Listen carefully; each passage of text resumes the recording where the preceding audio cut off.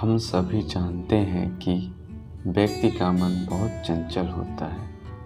यदि कारण है कि मन अशांत रहता है और कई तरह के सवाल जन्म का भी अशांत मन के कारण ही होता है। यदि आप जीवन में शांति चाहते हैं तो इसके लिए ज़रूरी है मन को शांत करना। लेकिन मन को शांत कैसे किया जाए? गौतम बुद्ध ने जुड़ी इस कहानी के माध्यम से आप जान सकते हैं कि मन को शांत करने का क्या तरीका है। इसमें भगवान गौतम बुद्ध द्वारा मन को शांत करने के आयामों के बारे में बताया गया है। जानते हैं इस कहानी के बारे में जिससे आपका जीवन बदल जाएगा। मन को शांत कैसे रखें, इसकी कहानी है।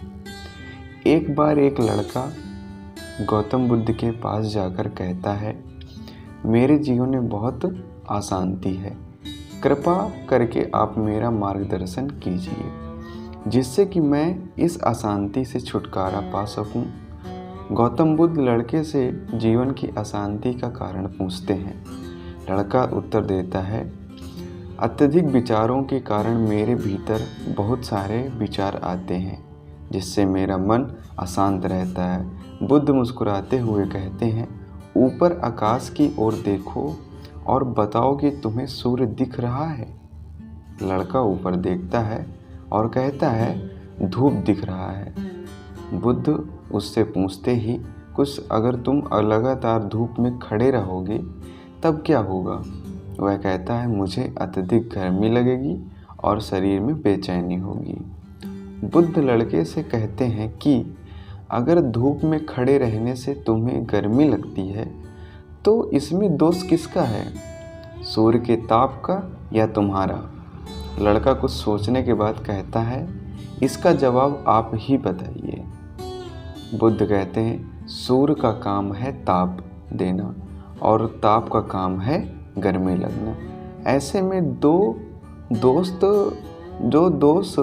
तुम्हारा ही है कि तुम धूप में जाकर खड़े हुए जिससे कि तुम्हें गर्मी लगी।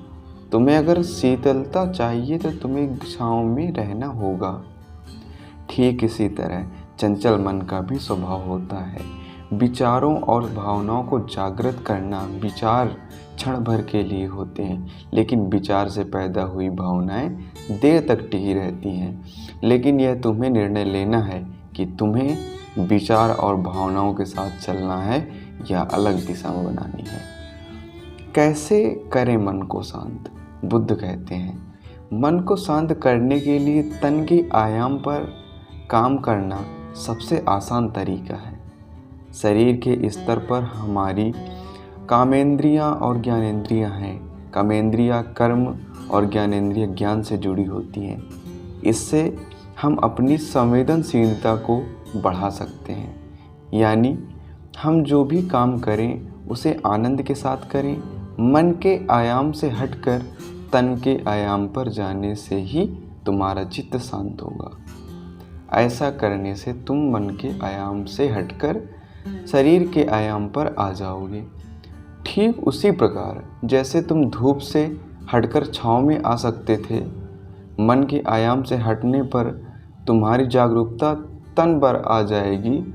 जब तुम तन के आयाम पर काम करोगे तब तुम्हारा चित्त शांत होगा। इसलिए हर काम को तन के आयाम पर करने से मन स्वतः शांत हो जाता है। अपने मन के विचार और भावनाओं को नहीं बल्कि सुर को सुनो। लड़का बुद्ध से कहता है, अपने भीतर के सुर को कैसे सुने? बुद्ध कहते हैं, किसी शांत स्थान पर रहकर जहाँ शांति हो तब अपनी आंखें बंद करो और मन के भीतर चल रहे शोर से हटकर भीतर के सुर को सुनने की कोशिश करो। सुर निरंतर चलता रहता है लेकिन बाहर के शोर के कारण तुम अपने मन को भीतर चल रहे सुर को नहीं सुन पाते हो। तब तुम अपने दोनों कानों को अपने हाथों से बंद कर दोगे, तभी मन से सुर को सुन पाओगे। इस तरह तुम मन की अशांति से दूर हो जाओगे और तुम्हारा मन शांत हो जाओगा। इस कहानी से हमें यही समझ में आता है कि हमें मन को कैसे शांत करना है। हमें एकाग्र बैठना है, मन में कोई भी इधर उधर की बातें नहीं चलनी चाहिए। बस एकाग्रचित होकर हमें बैठना है, एकदम शांत। कभी भी मन अगर इधर उधर भटके फिर उसको माइंडली एकदम शांत लाइए, एकाग्र करिए और अभ्यास करिए एकाग्र करने का। और एक न एक दिन तुम्हें अभ्यास जब बन जाएगा तो आपका मन एकाग्र रहने लगेगा और आप अपने आप ही शांत हो जाएंगे, आपका मन एकाग्र हो जाएगा।